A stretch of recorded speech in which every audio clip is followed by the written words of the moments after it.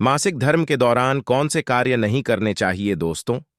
एक बार माता लक्ष्मी और भगवान विष्णु क्षीर सागर में शेषनाग की सैया पर विश्राम कर रहे होते हैं।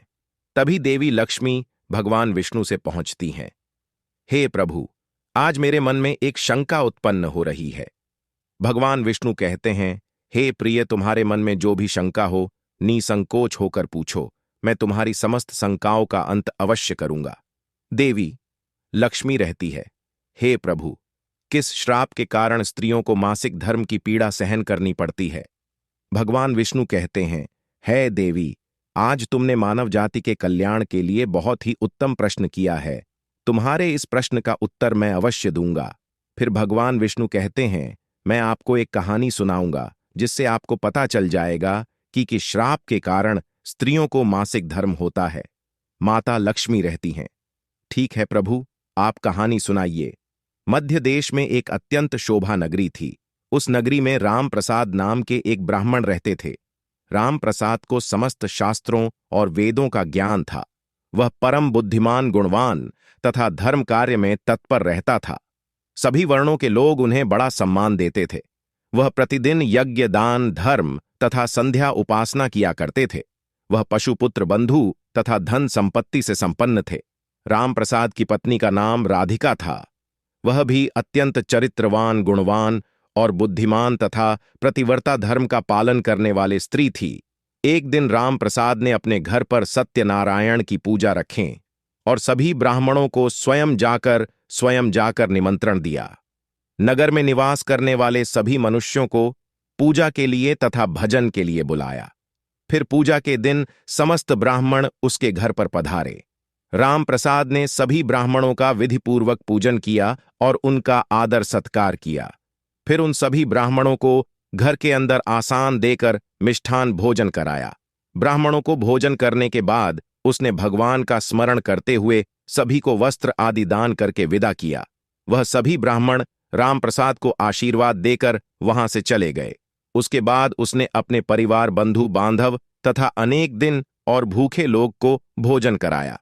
इस प्रकार से सभी को भोजन कर कर पूजा संपन्न करके जब वह ब्राह्मण अपने घर के द्वारा के सामने खड़ा रहा, तब उसने देखा उसके घर के सामने एक कुत्तियां और बैल बात कर रहे थे।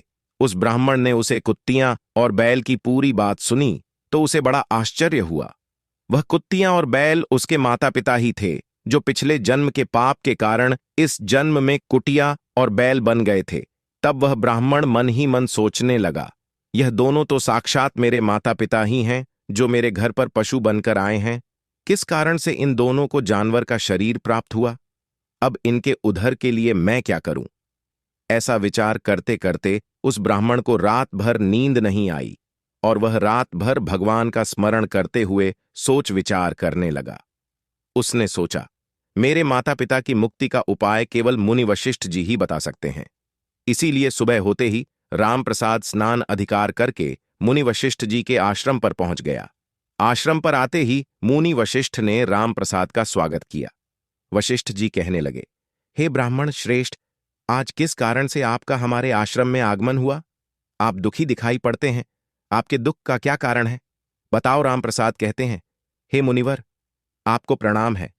आपके दर्शन से मेरा जन्म सफल हुआ है। हे मुनिवर, आज मैं आपके पास एक शंका लेकर आया हूं। कृपया आप ही मुझे इस दुख से बाहर निकाल सकते हैं। मैं अत्यंत दुखी और दुर्बल हो गया हूं। वशिष्ठ जी कहते हैं, तुम्हारे जो भी शंका है निसंकोच होकर पूछो, मैं अवश्य तुम्हारी शंका का समाधान करूंगा। फिर राम प्रसाद कहता है, हे मुनिवर, कल अपने घर पर भगवान सत्यनारायण का पूजन किया। अनेक ब्राह्मण और भूखों लोगों भोजन कराया। विधिपूर्वक भगवान का पूजन किया। फिर मेरे द्वारा पर एक कुत्तियां और एक बैल आ गया। दोनों मेरे घर के सामने खड़े होकर बात कर रहे थे। सबसे पहले कुटिया बैल से कह रही थी, हे स्वामी, आज जो घटना घटी उसे सुनिए। हमारे पुत्र के घर में ब्राह्मण के लिए जो दूध रखा था, एक सांप ने उसे बर्तन में अपना जहर उगल दिया था, जिसे देखकर मुझे बड़ी चिंता होने लगी। इस दूध से भोजन बनने वाला था। अगर सभी लोग उसे दूध को खा लेते तो उनकी मृत्यु हो जाती। इसीलिए मैंने उस बर्तन में से सारा दूध पी लिया। जब बहू की दृष्टि मुझ पर पड़ी तो उसने मुझे बहुत पीटा, जिससे मेरा अंग भंग हो गया। मुझे बहुत पीड़ा हो रही है। इसी कारण से मैं लड़खड़ाते हुए चल रही हूं। मुझे यह पीड़ा सहन नहीं हो रही है। कुत्तियां की बात सुनकर वह बैल बहुत दुखी हुआ और वह खुद का वृत्तांत सुनाने लगा। हे प्रिय, अब मैं तुम्हें क्या बताऊं। मैं पूर्व जन्म में इस ब्राह्मण का पिता था। आज इस ब्राह्मण ने सभी लोगों को भोजन कराया, किंतु इसने मेरे सामने घास तक नहीं डाली और ना ही मुझे जल पिलाया। इसी कारण से मैं बहुत दुखी हो गया हूं। फिर राम प्रसाद कहने लगा, माता पिता को कुत्तियां और बैल के रूप में ऐसा बोलते हुए देखकर बड़ा दुख हो रहा है। मुझे रात भर नींद नहीं आई। हर क्षण मुझे चिंता सता रही है। मैंने कभी कोई पाप नहीं किया है, हमेशा धर्म के कार्य किए हैं, फिर भी मेरे माता पिता को ऐसे कष्ट झेलना पड़ रहे हैं। इसी कारण से आज मैं आपके पास आया हूं। कृपया आप अपनी योग्य शक्ति से पता करके बताइए, किस कारण से मेरे माता पिता की ऐसी दुर्दशा हुई है और उनकी मुक्ति के लिए मुझे कौन सा कर्म करना चाहिए। फिर गुरु वशिष्ठ ध्यान लगाते हैं और उस ब्राह्मण के माता पिता पूर्व जन्म के कर्मों को देखते हैं और राम प्रसाद से कहने लगते हैं, हे ब्राह्मण, तुम्हारे माता पिता ने पिछले जन्म में घोर पाप किया है। उसी पाप के कारण आज उनकी ऐसी दशा हुई है।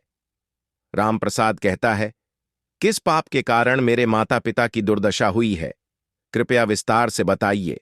फिर आर्षि वशिष्ठ कहते हैं, ब्राह्मण देवता, तुम ध्यान से सुनो।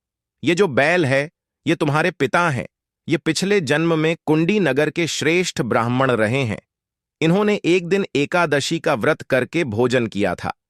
एकादशी व्रत के दिन इसने दान धर्म भी नहीं किया। इसने द्वार पर आई गायों को कभी भी भोजन नहीं खिलाया। उसने अपने पितरों का श्राद्ध विधिपूर्वक नहीं किया। तुम्हारे पिता ने पिछले जन्म में मासिक धर्म के दौरान ही तुम्हारी माता के साथ संबंध बनाया था और इसी पाप के कारण इसे इस जन्म में बैल योनि प्राप्त हुई। अब तुम्हारी माता के बारे में सुनो। तुम्हारे माता मासिक धर्म में होते हुए भी भोजन बनाया। मासिक धर्म के दौरान ही इसने भगवान की पूजा की, तुलसी को जल चढ़ाया। मासिक धर्म में होते हुए भी भगवान का भोग लगाया। इसके कारण इस महापाप लगा है मासिक। पर धर्म के दौरान स्त्री 3 दिनों के लिए अपवित्र हो जाती है। मासिक धर्म के दौरान स्त्री को पूजा पाठ नहीं करना चाहिए। स्त्री को इन 3 दिनों में अपने बाल भी नहीं धोने चाहिए, इससे पति की आयु कम होती है। मासिक धर्म के दौरान पेड़ पौधे को स्पर्श न करें। मासिक धर्म स्त्री के साथ संबंध भी नहीं बनना चाहिए। जो पुरुष मासिक धर्म में संबंध बनाता है उसे ब्रह्म हत्या का पाप लगता है। जो मासिक धर्म में स्त्रियों के वस्त्रों को उतारता है उसे भी पाप लगता है। मासिक धर्म में स्त्रियों को 3 दिनों ब्रह्म हत्या का पाप निवास करता है और चौथे दिन ही वह स्नान करके पवित्र हो जाती है। चौथे दिन स्नान करने के पश्चात मासिक धर्म स्त्री को अपने पति का मुख देखना चाहिए, अन्य किसी पुरुष का मुख नहीं देखना चाहिए। यदि पति समीप ना हो तो सूर्य देव के दर्शन करना चाहिए। फिर वशिष्ठ कहते हैं, हे ब्राह्मण, इसी पाप के कारण तुम्हारे पिता को बैल और तुम्हारी माता को कुत्तियां का जन्म मिला। राम प्रसाद कहता है मुनेश्वर, अब आप मुझे मेरे माता पिता के मुक्ति के लिए उपाय बताइए। वशिष्ठ जी कहते हैं, हे ब्राह्मण, तुम किसी भी अमावस्या के दिन अपने माता पिता की मुक्ति के लिए श्राद्ध तथा दर्पण करो तथा दान धर्म करो।